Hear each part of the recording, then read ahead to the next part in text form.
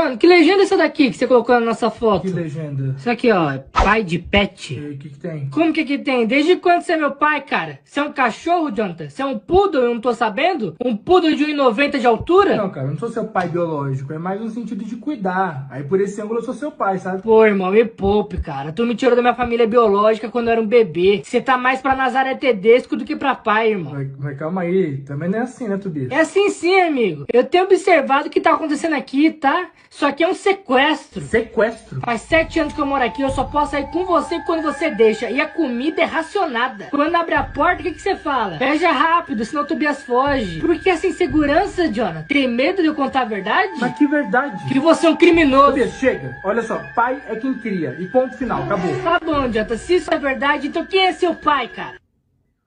Aí tu pegou pesado, cara. Pô, mano, desculpa, me não passei tem a menor aqui. necessidade. Não, desculpa. Não tinha a Não, de menor verdade mesmo, eu tô necessidade no disso, erro. cara. Eu admito, eu tô no erro.